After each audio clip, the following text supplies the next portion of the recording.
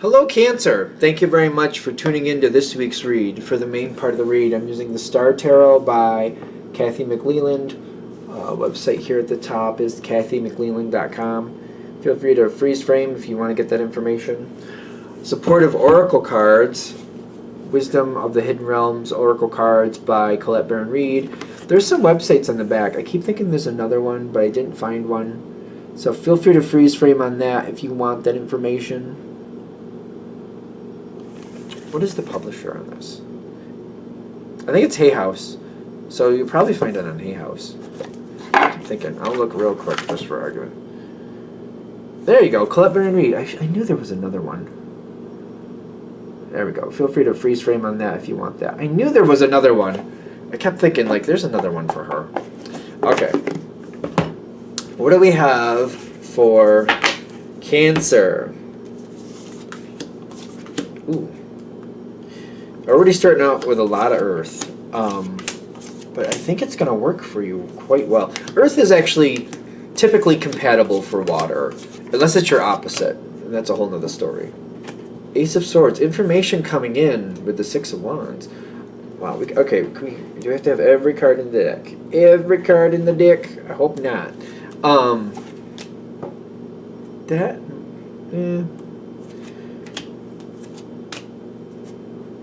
One more card, what is it? Love and compassion here. Love and compassion. I just feel love and compassion. Alright, so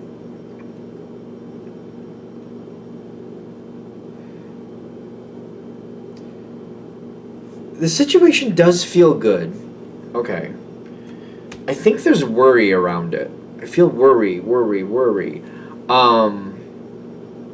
Did you recently try to fix something? No? Maybe that's not right.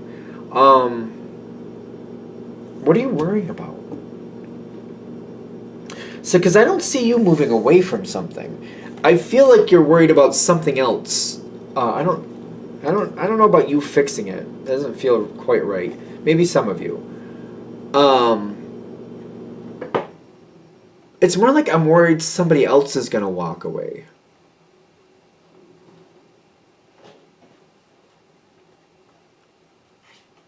I feel like I'm more worried somebody else is going to walk away. And I don't want that. Like, I'm getting a couple of cards here. The energy gets more and more disruptive. There's some type of confusion here going on where I'm worried that we're going to have, like, some type of devastation or heartbreak. But this is more of a worry. I don't think this is going to happen, but you're very concerned about it. And it's like, it deals with people that matter to you. If it didn't matter to you, it wouldn't matter. Not for nothing. I mean, obviously. Something didn't go right. Somebody's causing a problem. I don't think they're causing it with you directly, though. I think it's like people you care about might be messing with each other. Something like that. It's something that's not going to go anywhere. It feels like it's been a problem that's been there, that's kind of highlighted maybe recently, but it's not changing. Whatever it was is what it currently is what it's going to be. I don't see anything changing here. But I feel like it's bothering you. You don't want there to be a problem. You just, like, I don't want there to be a problem. Whoever these people are, with you, they're good. It seems like whoever they are, because it feels like people are messing with each other, but you're over here on the side. I don't think they're having a problem with you, because I see love coming towards you in a positive way. What's this one? Don't get involved in this. I wouldn't get involved in this. This makes me really nervous. It's reminding me of something in my past where somebody tried to put me closer to somebody that I didn't want to get along with. And at the time, I really didn't. Now things are different. But at the time, I kind of got pushed towards somebody that I was not getting along with. And it went really bad. And we didn't talk for years after that. This is what this is reminding me of. Let things take their natural course. Don't try to fix this. Don't do it. Because I feel like pushing something together is going to cause disruption or calamity or controversy, conflict. it's what if this is hitting whoever these people are, they're good with you, and we should just keep it that way. Let it heal on its own. Don't force anything. Let it be. Let it be, because I feel like these people, whoever they are, don't really want to. They don't want to see each other's side. Whatever that is, whatever's going on, there's no interest in working it out at the moment. And if there's no interest in working it out, it could snap back really it could, what do you call that? It could kick back, backfire. There we go. Very easily. There's also a deeper history here that's unseen.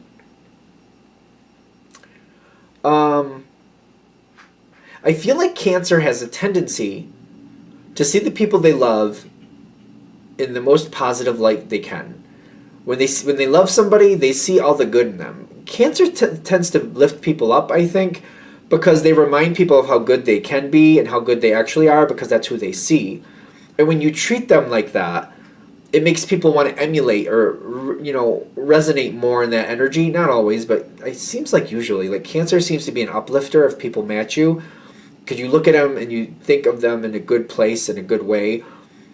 And they want to be more like how you view them. So they, in a positive connection, when this happens, in a positive connection, I know, not always, they try to emulate that more. Not always, but the reason I'm bringing that up is like there's things that have gone on between these two. It might be more than two. Whoever is arguing here, there's things that have gone on here that I feel like whoever's involved, both sides or however many ever sides you got going on here, they've done things that are really unscrupulous, could we say? I mean, this is a general read, so take it with a bucket full of salt, whatever you got to do. But they've done some stuff that you have no idea that may have like if somebody wasn't mad to begin with, they might have created something to like legitimize their anger, if that makes sense. Like, be aware of that. There's a lot, because I feel like there's more poking the bull here than we know. I feel like there's a lot that happens behind the scenes that you're not realizing. And whoever's arguing here might be perpetuating it. They might be like, it's kind of like one kid shoves one and then shoves somebody else and then they shove back, and then before you know it, they're in a fist fight. Now they got this vendetta against each other, and it maybe only started with a little shove, but it just kept getting worse, and just it's like nobody's taking this in the better direction. Both whoever's involved just keeps making it worse, just keeps one-upping, I would say. And it's almost like, the way I look at this, I feel like one side's going, well, they started it, so it's up to them to start doing the right thing. I'm not going to do it. And then the other side's looking at it like, all right, I made a mistake, but they did overkill when they got even, and that's not fair either. It's up to them to apologize because they're the one who overdid it. That's not fair. So I'm not going to fix it. It feels like that. It feels very... But there's also a lot behind the scenes that you don't know. Is there a little bit more history on what is going on here? Because it's starting to feel very deep and very like long-term problems. It looks like long-term. No interest in fixing it either. That the Moon card? I think that's, it's the Moon card. Number 18, the Moon card, and the Four of Pentacles. Whatever's going on between these people, they might not even know what the real problem is. Oh, that's not good. 18 is the Moon card. And the Four of Pentacles is like not letting go. Yeah, because I'm seeing this go forward. This might be so deep that they don't even remember why, but they're so comfortable not liking each other that they don't want to let it go. If pushing this together has two outcomes that I'm seeing, so take it with a grain of salt, decide for yourself, but neither of them are good. Either pushing them together makes them kind of blow up on each other and just makes a bad situation much worse, or they could direct that energy towards you, still be arguing with each other, but then also argue with you too.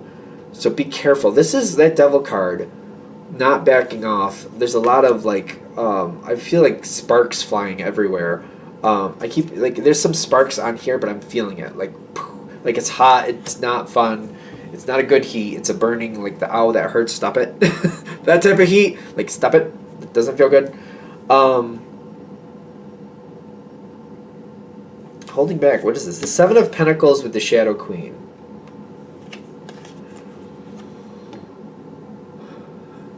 If you get involved in this, it's gonna, like, you're gonna have a hard time getting out. It's kind of like, don't get involved, because it's like once you're sucked in, for some reason it's really hard to get out of it.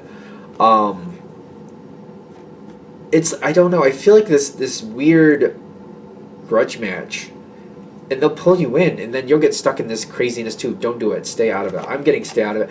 The Shadow Queen, I wouldn't say that was you. I just feel like there's this, I'm getting sucked into something and I'm getting trapped in something and it just doesn't get better. The Shadow Queen, I don't really care for that card in the sense of, like, it usually doesn't feel good. It can sometimes.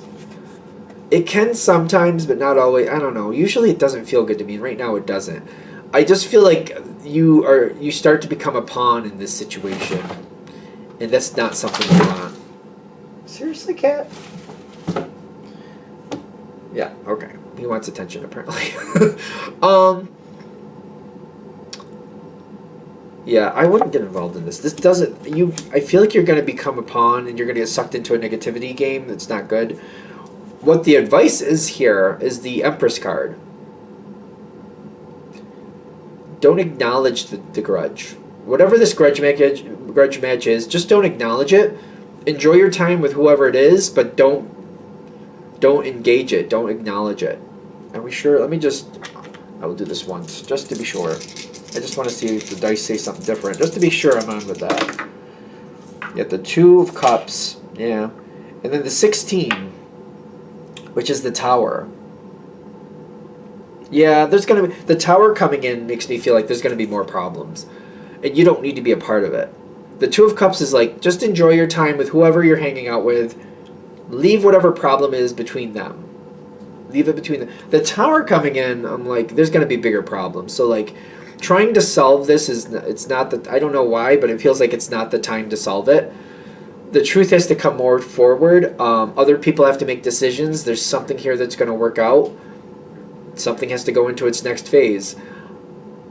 You don't have to get dragged down the stairs when it goes into the next phase. It's not necessary. But if you get involved, you're going to be dragged down the stairs. And I personally don't think that's a fun thing. I don't think being dragged down the stairs is fun. I mean, if you have a fetish for it, that's your business. But I don't think most of us like that. I hold back for now. Let these people solve their own problems, because they're not telling the true story, the full story. And they're messing with each other. They're making things worse, and there's just a lot that's not being said. And I also feel like if you get involved and you try to get information... See, this is the Shadow Queen too. I feel like this is what I'm not liking about the Shadow Queen in this situation. People are lying to you. And they're not... It's like lying, though, lying through omission. They'll tell you everything the other person did, but they won't tell you what they did to